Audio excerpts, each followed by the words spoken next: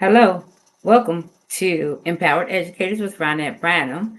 I am your hostess, Ronnette Branham, and I am delighted to see you here. Today is a recorded episode, so I just wanted to let you know that it is recorded. It will be uploaded at the same time, but I appreciate you being here. And today we are going to discuss focusing on your assignment. Focusing on your assignment, the importance of staying focused on the core mission of educating your students. I talk about that a lot. What is your reason? What your reason for being there? Why are you a teacher? What is it that you say? You say you're called to this profession. So I just want to remind you to stay focused. There are so many distractions that we all have in common, and it seemed like that is the theme going forward, because so that we could be ready for the new school year coming. Everybody, unless you're teaching summer school right now, is out for the summer. Right now, at this moment, today is July 23rd. So we are in summer school, but some people are going to school next week and the week after that. I don't go back until September, but we still have common distractions that keep us from working on that goal that we have, working on being that effective educator and focusing on that. We're focusing on what it is we are called to do. We say we're called to do this. We're teachers. Some of us don't say we're called. Some of us are in it for different reasons. But the common distractions that we have, sometimes we have lack of support. I say it all the time. We have lack of support from parents sometimes, students, administration, things of that. Things can go wrong. Things that derail us from our our assignment, our core mission. And so we forget to focus on what it is that we're here for. Sometimes we can complain about the parents not being supportive. I say this is what I do about that. I look at it as if I am the only educator that student has. I know that sounds a little different. I hear teachers saying all the time, focus, we need the parents on board. It takes more than just the school system. I get that. I get all of that. At the same time, some parents don't know what to do. The way we're teaching now, I remember a few years ago, I say it all the time. A few years ago, my granddaughter was in second grade. She's in eighth. This is before I started teaching second grade, or it could have been my first year, but we didn't teach that way. Probably was had to be before I taught second grade. I was trying to teach her. I was trying to help her with her homework, and the math that they had, it was break apart method, and I didn't get it. I didn't even know how she came up with these numbers that she was using to subtract or add or whatever it was she was doing for break apart. I didn't understand. Well, where you get these numbers from? How did you get these numbers? You just coming up with some numbers. I didn't understand it. And I couldn't help her. And then once I learned the break apart method, I was able to help her and understand how you broke apart that 10 or 17 or 9 or whatever they were trying to break apart in order to add. I didn't get it. And so now I get it. And so I learned. So it's not that sometimes the parents work a lot. They don't have time to help their children, or they don't understand that they need to help their child to succeed in school. And then administration, we always, administration comes up with different things for us to do all the time. So to focus on that is a distraction from you educating your students. It's a distraction focusing on the fact that your students are below grade level, are performing below grade level standards, what you're teaching, and then you have to focus on what it is that they need. So there's so many distractions. So just remember, if you're called to teach, you're called to teach. So let's work on that. Let's teach. Remember your commitment to education. If I'm called to teach, let me commit myself to that. And let me work on my calling. Let me work on my core mission. That's just it. You just must. And so a few things we can do to focus. Remember first, why am I here? To educate my students, period. I have to do that. I tell people all the time, close your door and start working. Educate your students no matter what happens, no matter what they give you to do. So I think the first thing, you can't teach. We had Daryl Williams Jr. on last week, and we were discussing, he was discussing the things you have to do in order to teach. You just can't start with the lesson. How? You don't even have the students' attention yet. You don't even give them what it is you're going to teach them. So you need to grab their attention, capture their attention. There's attention grabbing, call to action, call and response. My call and response is a call to action, so I'll know they're ready to engage the students. Like I say, class. I learned that from it was it called Teach Like a Champion. There was a school I went to for their open house, and they had every teacher had to read this book. I don't know if they had some kind of course to go with it, but every teacher had to read that book because they wanted everybody on the same page. So I read it, and then it was talking about that, grabbing the students' attention. It was talking about how to grab one individual student's attention without disrupting the class. You may call their name, or you may stand close to them. Different things like that will cause them to look up to you. So I say class, and I learned that from there. And the students say yes. So I can say class any kind of way, and they respond the way I said it. So I can say class, and they say yes. And when they say yes, they sit in the ready position. Whatever that is for you, if you're on the rug, if you're at the desk, whatever that is for you, they sit hands on the desk and sitting up straight, eyes on me, so that they are attentive to whatever direction I'm about to give them, or whatever lesson we're about to start. If I say classity, class, they say yes. I keep going through that. I say class, and they say yes. However we say it, whatever, that grabs their attention, especially if I say it differently. So the different ways I say it, the more they get excited, and then they're ready. And then how should we be? Because sometimes you just say class, and you don't get louder and louder because they're not going to respond to that just because you raised your voice. So, and then if you just say class, and they're engaged in something, they may say yes, but a lot of times they're not turning around to see what it is that you want. So we want to make sure that attention grabbing is engaging enough to cause them to stop, look, and listen. And whatever it is that you do. Some people, I remember a teacher had this, it's called a rain sound or something like that. It was an African like tube, bamboo or something, I don't know, but it had like seeds in it. And then she turned it upside down, and then it made noise coming down. And the students knew when they heard that sound to look. Some people ring their bell. You do whatever it is that is comfortable for you, because whatever you do, you have to be all in. You just can't do it some day and don't do it others. Students need to know. And so, not to mention that, you need to maintain their attention, because you could do that and they're excited, and then they're turn around and do something else once they you get their attention. But as soon as you get their attention, you have to go into whatever it is. You have to give them instruction. You have to let them know something. You just can't do it, and then you're not even ready, because they'll get used to that, because they get used to whatever you do, and it will be obvious that you don't need their attention, and then they won't give you their attention when you need it. So that is one thing. And then once you execute the lesson, make sure you understand the lesson before you give it. Make sure you are you have in your hands everything that you need. You're prepared. You can't come, oh man, I forgot this, I forgot that, you didn't look. I know for our science, you cannot do that. Our science, the math we had, could not do that, because the math may tell you the students need to cut rulers out of their book. They need to cut the rulers out, and they need to put the rulers together, right?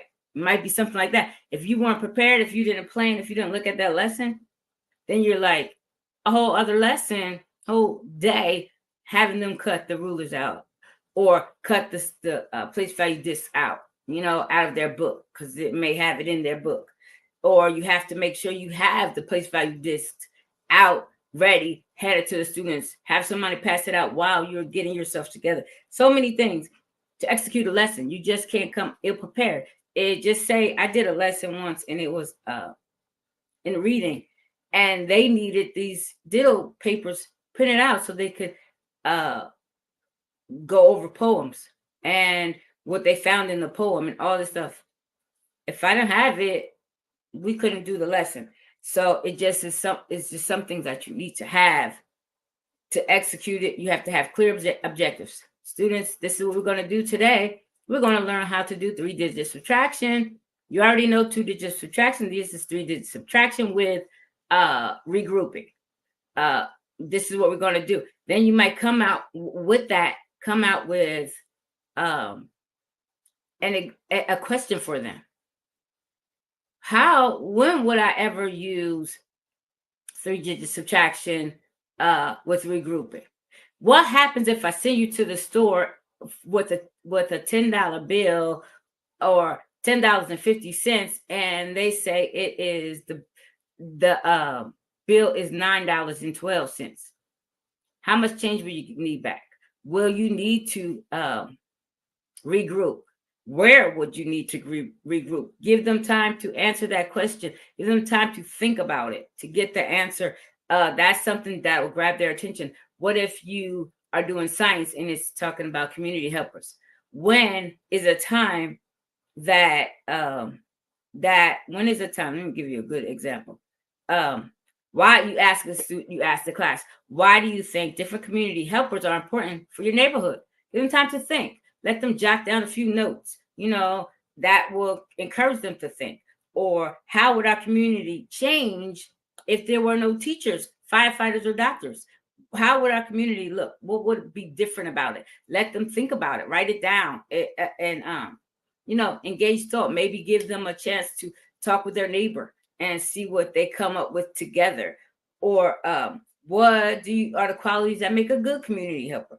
Or why do we need to regroup when subtracting certain numbers? Give them just different questions. Can you think of a real life situation where you might need to subtract large numbers? Instead of giving them the example, let them come up with the examples. Whatever it is, tell us about community workers. Think about who are community workers before you even get into the subject. Maybe you didn't start the topic yet. Things like that. And also different things to gain. We have students who are different type learners. Some are visual, auditory. They might need bright visuals. They might need art and music, different things like that. So what do you need to have prepared? What do you need to do in order to have those students engaged? Because you want them engaged. I heard his name was Patrick Briggs. He was on the show a while back, and he told us you need for 1 day for every 1 minute for every year of their age. If they're 7, you need to grab them in 7 minutes. Then you take a little break, not so much of a break like saying you need to take a rain break, but you need to give them something to do. Give them something to give you back. Give you check for understanding during that minute. If they're 8 years old, after 8 minutes, stop what you're doing and ask them some kind of question. Give them something where they can come back to you with whatever it is that they need. Make sure, we talking about again, just say, I was talking about you have to have their, let me go back because I know exactly what I want to say, but I just want to make sure I give it in the right. So, again, you want to have active learning during those times. And just say you have students who, you teach to the whole group, and then you need to teach to everybody during the whole group, but then you need to grab some students where they are during a small group. So what do you do with the rest of those students? Remember, we're thinking about focusing on what it is we need to be focusing on our core mission, right? Our core mission is to educate. So there are students that you need to educate in a small group. So what do you do with the rest of the class? What do you do? So you have to give them something to do, some kind of activities. You could give them work where they check off what it is that they did. You give them choices. You can use stations. I remember I used to hear stations, and I'm like, so they're going to go from place to place. I used to see people doing this with these stations. So then you get up and go over here. This group gets up and go over there. For me, my stations are not that. My stations are during this 10 minutes, this is what you're going to do.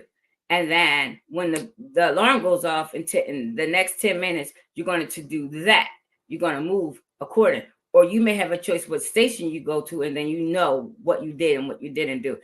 I really don't want everybody saying, I might call a certain group during this time. This is the time for this group to come work with me, or an individual to come work with me. I put that stuff on the board so they'll know where they're going. But sometimes you get to choose, do this, this, or this, but you have to do all three by the time we get all the way around and in that allotted time. So then make sure you have hands-on activities.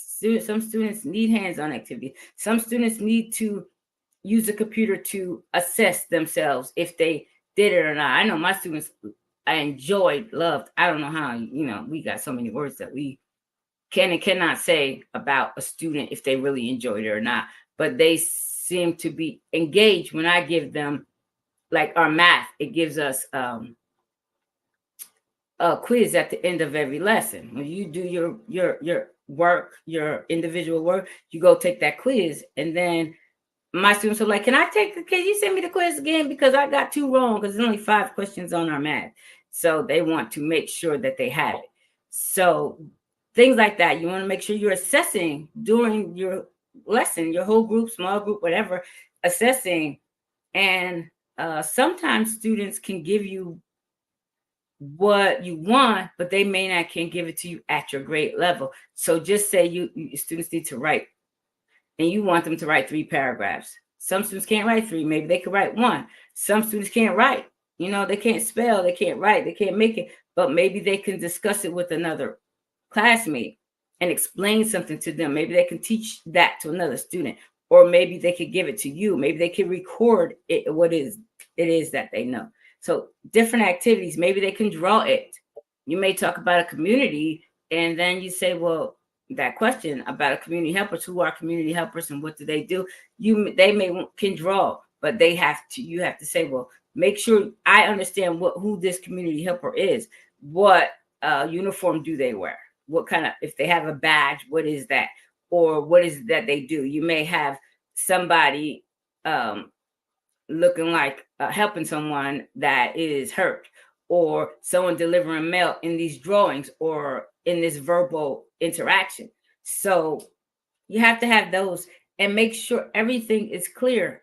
Every objective is clear. Let the students know what they're going to learn and why it's important. Make sure you incorporate in your lesson, what do we call it? In our time slot. I can't even think. This is summertime.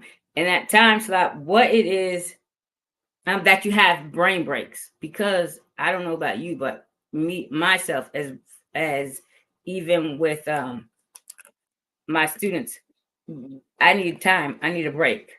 And I know I definitely like using a break in between when we're changing from one subject to the next, because I have to prepare.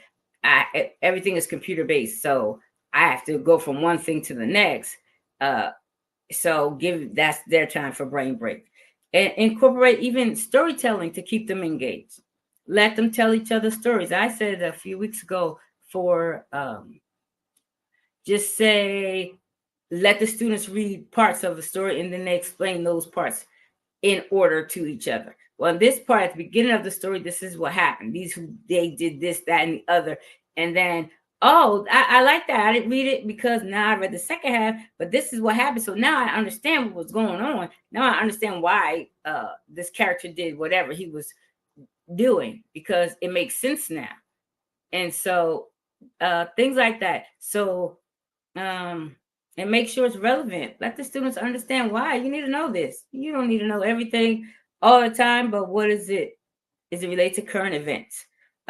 Use real world applications. I know we have these curriculums that focus on the book and it's general across the board, but incorporate things from now, real life, into your lessons, into your questions, into your activities.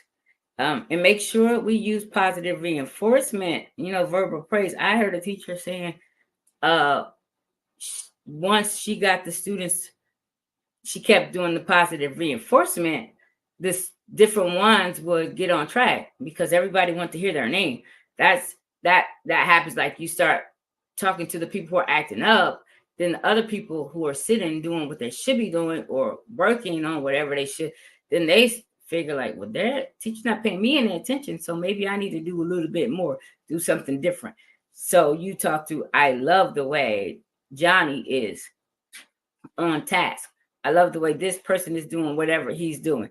So we could use that positive reinforcement and that positive welcoming atmosphere. So we could start again. This is what I do in my class. When my students come in every morning, I greet every single student.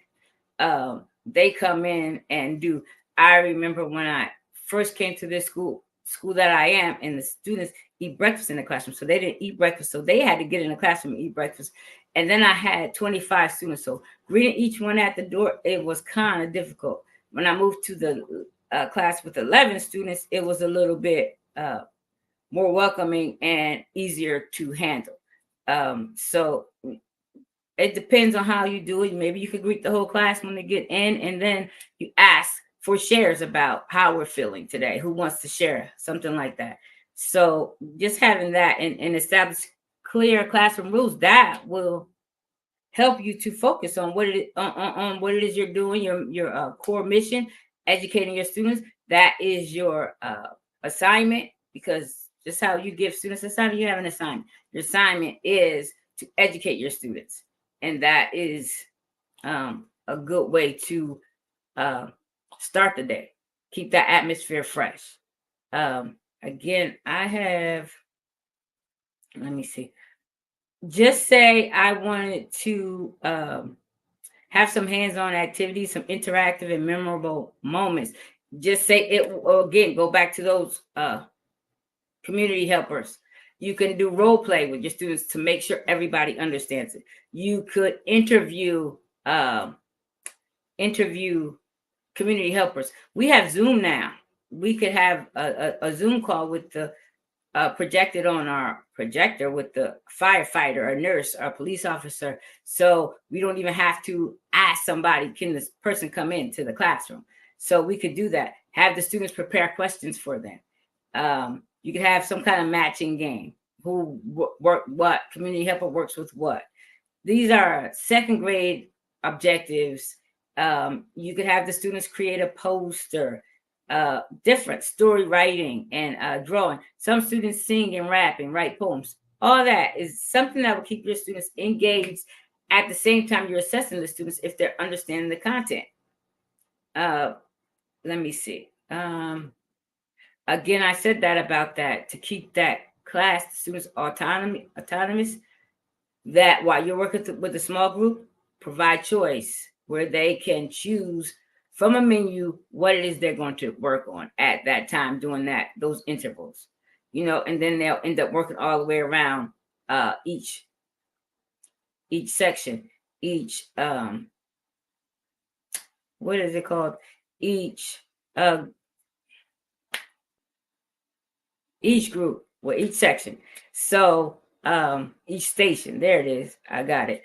So and then also you can incorporate flexible grouping. With reading, a lot of times we have the students together reading all on the same level, and then they come to us. Sometimes you can have them reading with somebody who reads better than them, who, if they read, just say they read second grade level and then somebody else reads fourth grade level, you can have them read it together. Or make sure you have the same subject. We had a curriculum where we had the same books, but they were on different levels. So the students were learning the exact same thing, but on their reading level. so you could do that, those type of things. And again, I love the stations. And then make sure they have assessment built right in, and independent working time. Let me see. Make sure you even keep problem solving skills. This is all while you're working with that small group. When you're working with a small group, have the students, something they can do where they're thinking, where they are thinking, using technology and all that. Let me go back up here. Also, passed. So we want to, let's just go back and say, first we want to have that call to teach, call to action, where they understand what's happening. You capture their attention, and you get them engaged and maintain their engagement by up and down. I say up and down, or different frequency, high and low. Just say you're working for that 7 minutes, and then you have to stop, or you do something engaging with hands-on, and then you go back to where they work independently. So, and continuously assess during the time, different type of assessments, small group instruction. This is all going back to what you're doing there. If you focus on all of these things, you will not focus on what you don't have. You will not focus on what the administration hasn't given you. You will not focus on what the parents aren't doing. You will not focus on what the students are not capable of. You will focus on what they're capable of, and then you will teach to that. So that is going to keep you from that burnout that you would have if you're focusing on everything you don't have. That's just easy peasy. And then remember, go ahead, go out the door. Then remember, your job is to help the students meet their grade level standards, and focus on their individual needs so that they can meet the grade level standards. So teach to the grade level, and then focus on their individual needs to bring them up. So again, let me see. Admonish you to stay focused on the mission. Stay focused on the mission. You will avoid burnout. For real. It will help you not worry about what it is that you don't have, but what your mission is, what your assignment is. What is my assignment? My assignment is to educate my students. How do I do that? I just work on it. I work on what I need to do, how I need to do it. Focus on that assignment. Don't let distractions come and interrupt you. Don't let something come and take your focus off of the goal. That squirrel mentality. Don't focus on that squirrel. Don't focus on that distraction. Focus on your assignment, your core mission of educating your students. That is something that I don't know how else to reiterate that. These are tips that will absolutely work. Make sure you use movement and change of pace. When I say that high, low, that up and down, change pace, include short breaks, stretching, quick physical activities, alternate between different types of activities. I didn't say that enough. I didn't focus on that, but that is something. So let me see if there's something else I missed. That positive reinforcement, that positive environment, thought-provoking questions. That is something you always do at the beginning, and that will help you. I know some of our things have that essential question, and we have it in our lesson plans. What is the essential question? All that kind of stuff. And we actually need to use it and make the essential question for the day, maybe not just for the unit, but for the day, under each day. How can we answer those essential questions? This is something that is teachers focus on, teachers think about so much, is that we're being distracted. I don't have a love for this education, for this teaching anymore. Why? Let's figure out why. I think it's because we lost our focus. I think it's because we lost our focus on our assignment. We lost our focus on our mission, our core mission. Our core mission is to educate. We say we're called. Let's act like it. So Again, this is Empowered Educators with Ronnette Branham and Educators with Oil podcast. Thank you for joining me. If you have any questions, comments, like, share, and subscribe. Again, this is something that we all need. Go back and even watch some of our previous lessons. Go back and look at some of the people that I follow or that I have had on the show. See what they have to say about this, because we have had guest after guest talking about this very subject. And again, this is Ronnette Branham, your host. And I appreciate, remember to go Google Ronnette Branham everywhere. EducatorsWithOil@gmail.com, Ronnette Branham at gmail.com, YouTube at Ronnette Branham, which is going to be Empowered Educators, Facebook Empowered Educators. So I need to change that as Facebook. It's going to be Educators with Oil, Ronnette Branham and Educators with Oil on Facebook. So you can find me. I need to change that. So thank you and have a great day.